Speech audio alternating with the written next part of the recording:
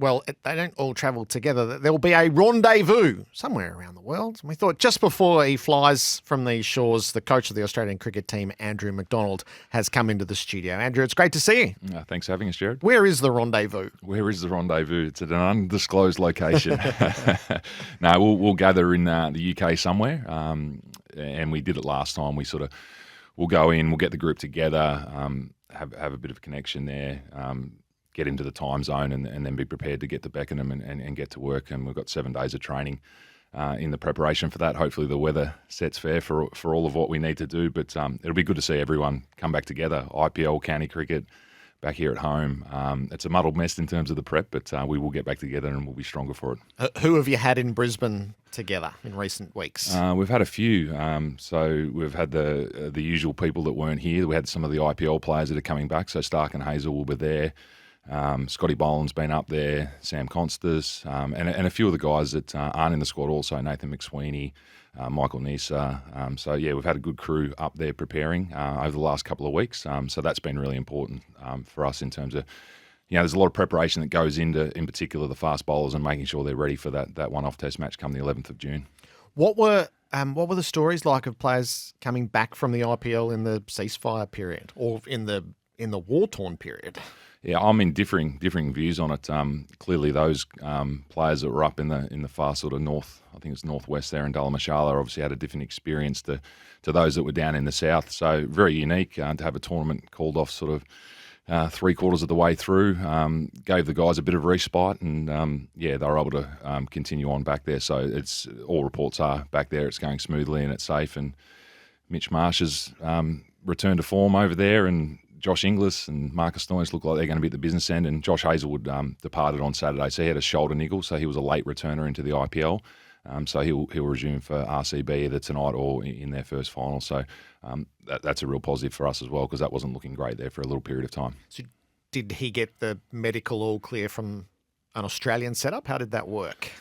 Yeah, I mean, we're monitoring and managing that remotely when he was with RCB, and they've got a really good crew. Andy Flowers, the coach there, and he's been involved in our setup as well. So the communication coming back when he was on the ground there was good, and then he had to come back from the IPL due to the ceasefire, and it was all assessed by our medical team back here, and we're always keen to get him back over there too. We feel as though playing any sort of cricket, the intensity that you get from that is beneficial. So it was ticked off by a medical team, and he'll resume, which is fantastic. Yeah, so your expectation he's going to bowl in the playoffs? Yeah, our expectation is everything was good when he left here. So he had a good hit out last week on Tuesday and Thursday. Intensity was really, really good.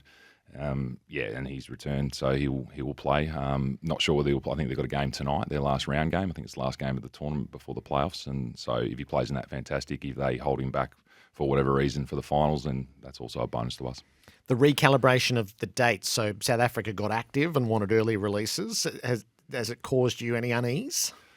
Well, it always causes you unease when there's a T20 tournament, right up to pretty much the start of the WTC, but that's the nature of where that fixture's put in the calendar, and we were able to navigate through that last time. I'm not saying it's perfect. Having people all around the world, would you like people in front of you the whole time and having a consistent preparation across the group? Ideally you would, and that's like most other sports, but in amongst the cricketing landscape, we're well-versed in preparing players remotely, having those guys that are with us on the ground also, and then bringing that all together, and that's the art, and that's, as I said, we'll get over there early in a location undisclosed, and we'll work on getting the team back together and what we want to set out to achieve. And this has been a 2-year journey. If you think right back to the last WTC against India, and then it was straight into the Ashes, and you embark upon that 2-year cycle, and this is a priority for our group, and they're zero in on it all the time, and it's continually talked about. So it's a great reward to get there, and now the opportunity presents to defend the title. So this is cherished and valued by Australia. It's talked down by some others, but why is it a priority to Australia? I think any time Test cricket is the focus point for us, it's really important. We hold Test cricket dear as an Australian public as well. It's something that it captures. It's got stories within it. We want to tell our story, and we want the players to tell their story along the journey. And this is another part of that. And we hold it dear. And when the concept first came in, and I remember missing out when Justin was coach, and we missed out due to overrate. And the feel in the group was like, okay, we want to get there, we want to experience it. And a one-off test match is so unique as well. The build up to it, you got sort of 11 days on the ground in England building up to it. It's a big event. I think the crowds are sold out as well. I think the first 4 days are sold out. So it's important to others as well, not only us. And we cherish the opportunity for Test cricket to be the focal point of world cricket. Is there adjustment that could be made to the cycle to make it more satisfactory across the board? I think the debate in any sport's always the equality of the draw and what that looks like. And I know, no doubt on this radio station with the AFL fans and the NRL fans, always challenging whether the draw's fair, and you can only play who you can play against. And I think South Africa have franked their form. I think they finished on top with 67% win percentage across that cycle. Did they play as many games as others? No, but that's on everyone within world cricket to put those fixtures in the date and play who you can play against. But if you think back to our last cycle, we had a really grueling subcontinent part of that, and that was always tough. We felt like this last 2 years was probably more in our favour, having a couple more home games and looking at it through that lens. There's no ideal solution to it.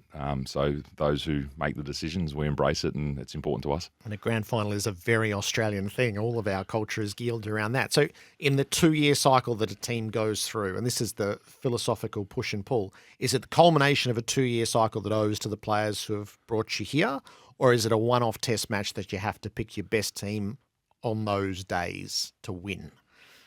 I think if you'll hear George Bailey speak to this, every test match is a priority. So we're picking our best team every test match. So I don't think it changes too much for us. There's people, no doubt, that have got us here that in some ways have the running line because they've played. We're coming off a 2-month layoff, so that's quite unique as well. In some cases, a 3-month layoff in terms of those people who have played. There's some county form lines, there's some IPL form lines, there's people that are in training camps. We've got to bring all that together and make the key decisions when we need to. And historically, we make those decisions sort of 3-4 days out, and that'll be no different. So there'll be a lot of discussion and talk on who should be in, who shouldn't be in, who you're rewarding. We'll pick the best team for the conditions, and that's the other layer in all this, the opponent and the conditions. We're trying to make sure that we match that, and we showed that against Sri Lanka as well. There was some changes that we made there that were based upon the opponent and the conditions. So I don't think this will be anything different. We'll work through the same process that we normally do. And George has made some good decisions over the journey, so we'll back him in. How significant has Cam Green's return from injury been with 3 centuries in 5 county matches? It's exciting. The journey he's been on the back of the injury that he had and the surgery. He won't return to bowling for a little period of time still, but to see his return in county cricket, just the freedom in which he's playing and watching the highlights from afar, it's been great to watch, and invaluable time in the middle. Anytime you're coming into Test match cricket in particular for Cam, he likes to stay in a format. We've had some difficulties in chopping and changing him into white ball, into Test cricket, so he gets a really good run of red ball cricket into the World Test Championship final. So he's as well placed as anyone, and it's great reward. That's a tough rehab that he's gone through as well. So full credit to him to return the way that he has. But the hours spent to get his body right again to resume cricket at any format has been a hell of an achievement. Is what we're seeing validating the view that he can be a specialist batter before you add that layer again of his bowling? Yeah, definitely. And if you think back to the West Indies series and New Zealand series, when we made the decision to bat him at 4, I think that represented where we saw him as a bat only. The bowling is definitely a bonus. Would we like the bowling to be up and going? There's no doubt about that, because it does change the dynamic of your team. But within that space that was created with Cameron Green, you've seen Bo Webster put his hand up and take his opportunities as well. So when Cam's not bowling, there's opportunities for others. But he'll hold his own. I think he averages over 50 in first-class cricket. First-class numbers, 14 centuries. He's got 3 over there in England at the moment. So, he's stamping himself as a quality batter. What's his sweet spot in a batting order, do you think? You're trying to tease out what the order might be, just a little bit of an angle here. Ends, but so he looks now, this will sound silly, but he now looks too good to be number 6.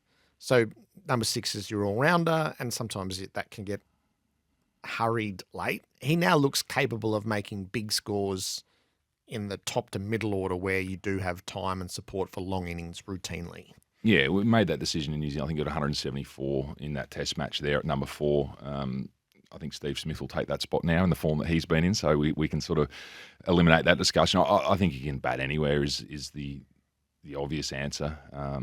He could be 3, he could be 5, he could be 6, he could open. I think he's got the temperament, he's got the skill set, he's got the defensive play as well. I think the higher up the order you go, your defensive skills are a priority, and he's got all bases covered, plays a short ball well. So, yeah, you're not probably going to get a negative word out of the coach around Cameron Green and his batting. So I don't want to be cute about this. Do you have an 11 on a whiteboard somewhere that is your starting team for the World Test Championship final, or are you legitimately waiting to see? There's an 11 on a board, but it's got some dashes with names, multiple names in different positions. So as we put the squad together, the first part is to have a 15, give yourself all options. Yeah, we've got the all-rounder in there. Do we need to play the all-rounder depending on the conditions that present? That'll then shuffle the batting order. So we're quite flexible in our approach to that. But yeah, I mean, we've got roughly what we think it might look like. And then, clearly there'll be some decisions as we get to the pointier end. And we've said before that we make decisions when we need to. So we'll be discussing, like everyone else will be, what that may look like, and we'll just try to give clarity to the players the closer that we get, and make sure they're aware in their preparation of where we think the roles that they might play. So as we sit here now, is it a one-on-one shootout? It's either going to be Sam Constas or Marnus Labuschagne in this team? It'll depend on the all-rounder. So if you require the all-rounder in the conditions, that would then lend itself to a decision around the top order. And then if you don't require it, then clearly you've got other options. And that's not to dismiss the fact that Bo Webster can be a bat only as well. It'll just be how much we prioritise the bowling element of that. And we've got some players coming out of IPL. We'll see them in front of us when we get to England and make some assessments on what their capabilities will be for the test match. At the moment, everyone's tracking well. So I think depending on how you look at it, they'll be able to cope with whatever loads are put in front of them as the fast bowling.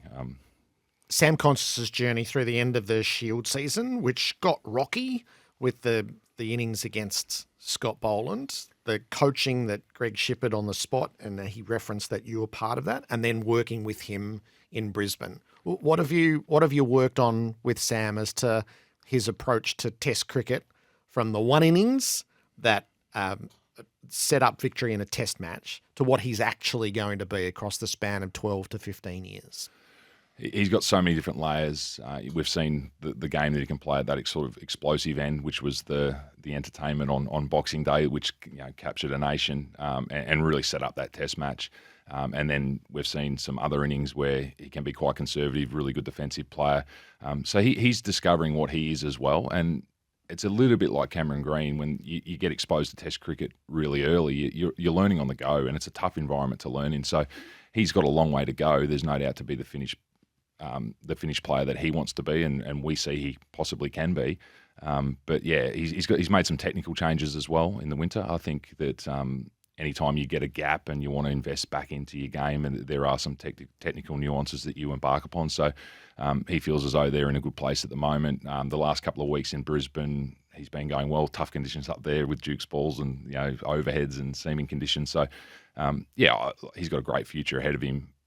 He's on a journey. I think George Bailey said that, to discover what is the best version of himself, and we hope that we can accelerate that across the journey. What do you think the best version of him is? I think it's always a balance. I think an attacking opener is great, but there's times when you need to be able to absorb. There's times when you need to be able to put pressure on, and we've played on some difficult wickets in Australia as well. So that balance of whether you absorb, whether you attack and try to put the bowler off their lines and lengths, that's the decision you need to make as an opening batter. You don't get any information. You're the one that's gathering the information at the top. So there's a lot of unknowns within that. And the more he gets exposed to that level, I think the better he'll get. I think he'll end up a very good player. Should we expect him to be opening in the West Indies series? We've got to get past the WTC first. Okay. We've got a decision there. In a perfect world, is he opening in the first test of the Ashes? In a perfect world, we want to settle down the opening combination. So we want to have a direction around what that looks like, and we want that combination to gel and work at the top of the order. We had some moving parts last summer. It's not ideal, in particular for Usman. So in an ideal world, we want a combination that you go, that's our opening combination for the next period of time. And then you've got the layer of when you go to the subcontinent, can that change? Do you have flexibility around that? Of course you do. But in Australia, we'd love a settled combination, and we're on the journey to getting that, and we'll see how we go. Are you looking to Labuschagne to make a score in county cricket at the moment, just as a level of reassurance, maybe to him, but also to you? He's played his last county game, so there's no more opportunities. Right. So the next time we'll see him, will be in work Is with he the in good Australian enough group. form? Oh, it's difficult to say. I mean, he's gone over there. I think it was duck 4 and 23. So you never know. Like you watch the dismissals and it's isolated incidents. You don't know what he's doing in the background, how it looks in the nets, how he's moving, and that'll be the key part of all of it, is to see where they're at in front of us and what those sort of last 7 days of prep look like to make good decisions for us. Feels a bit Malcolm Blight, but are you prepared to try something you haven't tried before in a grand final? Are you prepared to open with Marnus in the World Test Championship final? We've had that discussion around what it all looks like, what the balance of side is, how we want to play. There's some teams thrown around before we pick the final 15 as to, would we try this in a World Test Championship final? It's something we haven't done. Would that unsettle what the team actually looks like, or do we just bed them down in the positions that are well known to them and us? Those decisions are all in front of us. And the bowling side of it is it Hazelwood versus Boland for a spot in the final, as it was last time around when you did go with Boland?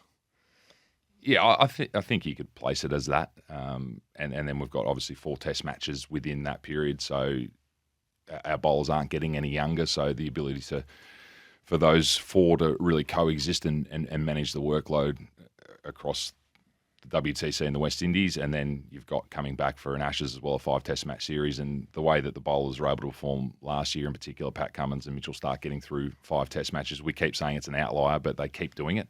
I don't think we can always bank on that. So that quartet plus Michael Neser, Sean Abbott, Brendan Doggett, we've got some real good depth coming in and around that, and we've got also Jai Richardson and Lance Morris waiting in the wings as well. So we feel like the fast bowling stocks, when that does shift on us, we're well placed. But yeah, it's a great 4 to have on the selection table. It's a big decision to make, isn't it? Because they both are totally worthy of their place in the team. They are, and as I said, like we see them coexisting, and whatever decision we make, it's never going to be a popular one. If we leave Scott Boland out, we polarise Victoria. If we leave Josh Hazelwood out, we polarise New South Wales. But they're great options, and as I said, we see them as a unit coexisting, and the more they can give each other a bit of reprieve from the rigours of Test cricket and be performing, it makes our team all the better. What do you think about the value of playing these Test matches? It was sort of heartening to see for the first time in a long time that it was India and Zimbabwe, and then it plays out, and you go, is that really what Test cricket needs? I think it is what Test cricket needs. I think it's great for the game, and the more the exposure they get, the more they see it, they taste it, they'll improve as well. So they've had a long gap between significant Test matches, in particular in England. So I think it's great. And albeit the size of margin, people will critique that. England are a really good team at the moment as well. So let's not dismiss that. They've beaten other teams in 3 days as well. I was heartened to see that. And Ireland are also a Test member, Afghanistan. So I think if we want to grow Test cricket, they're equally as important. And there's been some discussion around 2 tiers of the WTC and how it looks so you don't get these lopsided results. But the more they get exposed to it, back them to improve, the investment goes into it, and I think the game will be stronger for it. But that's up to someone else to decide. Yeah. Are you a no to a 2-tier system?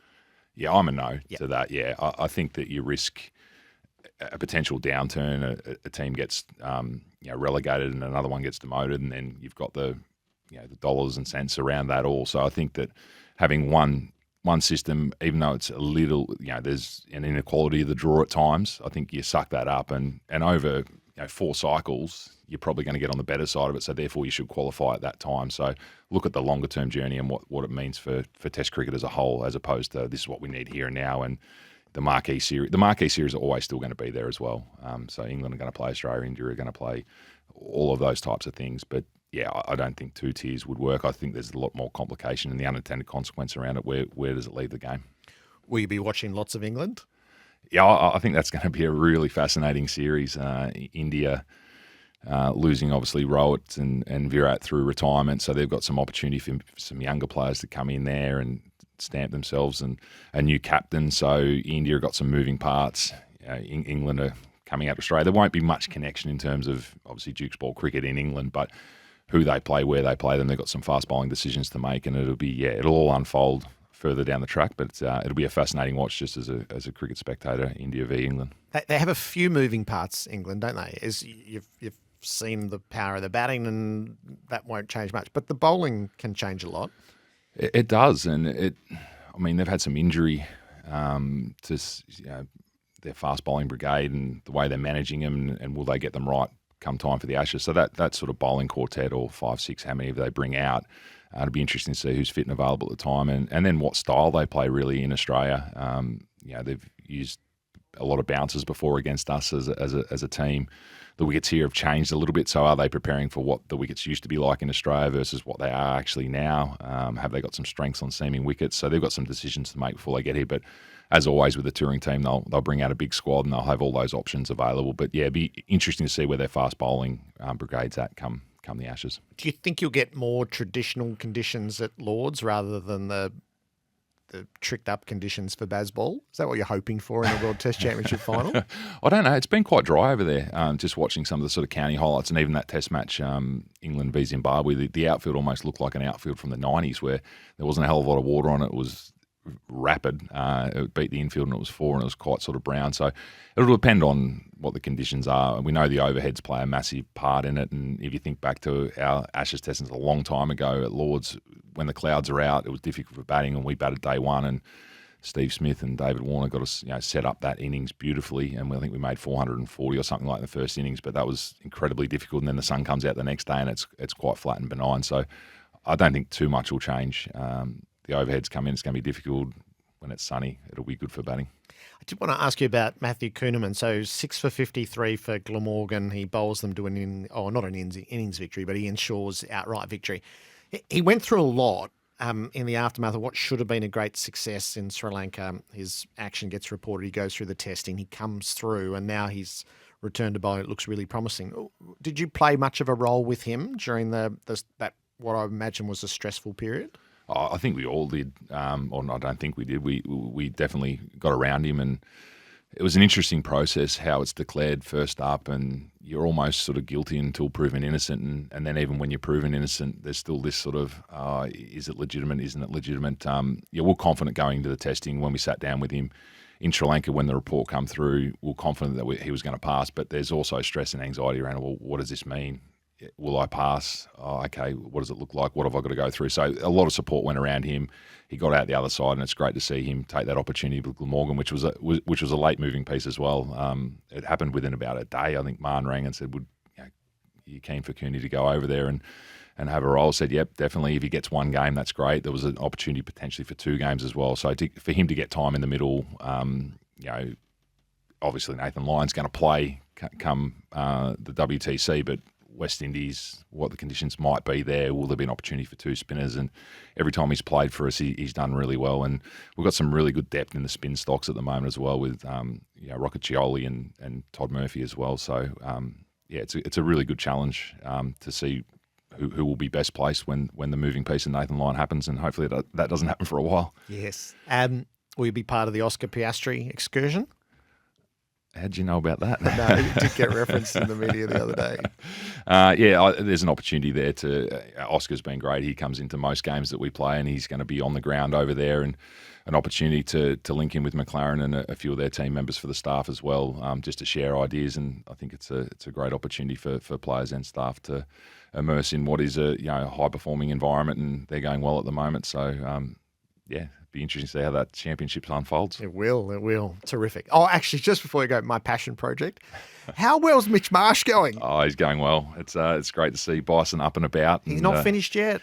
No, he's not finished yet, and I think George was on the record around that. It's not over for him yet, but it's great to see him, the leader of our T20 sort of World Cup campaign, and that's a long way down the track, but caught up with him yesterday and put sort of some of the building blocks in there, but I think he's like a good racehorse first up. Every time he comes off a little bit of a break, he performs. So it's great to see him in action and doing what he does well. Andrew, I always appreciate you coming in. Travel well, and the very best of luck defending the Mace. Thanks for having us, Gerard.